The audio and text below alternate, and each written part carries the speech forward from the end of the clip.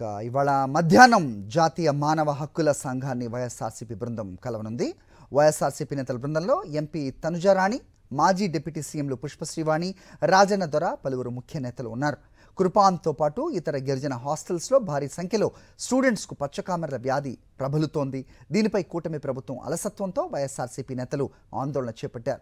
గిరిజన హాస్టల్స్లో పరిశుభ్రమైన మంచినీరు, భోజనం కల్పించడంలో ఏపీ ప్రభుత్వం నిర్లక్ష్యం కారణంగా విద్యార్థులు పెద్ద సంఖ్యలో పచ్చకామెర్ల వ్యాధి బారిన పడుతున్నారు. దీనిపై ఎన్హెచ్ఆర్సీకి ఫిర్యాదు చేయనున్నారు వైఎస్ఆర్సీపీ నేతలు. గిరిజన హాస్టల్స్లో చంద్రబాబు సర్కార్ బాలల హక్కుల ఉల్లంఘన, ఆరోగ్య భద్రతపై నిర్లక్ష్యం వహించడంపై వైఎస్ఆర్సీపీ తీవ్ర ఆందోళన వ్యక్తం చేస్తోంది. కూటమి ప్రభుత్వం చేతగానితనంతో ఇప్పటివరకు 4 గిరిజన హాస్టల్స్ విద్యార్థులు చనిపోయారు. ఇవాళ మధ్యాహ్నం జాతీయ మానవ హక్కుల సంఘాన్ని వైఎస్ఆర్సీపీ బృందం కలవనుంది.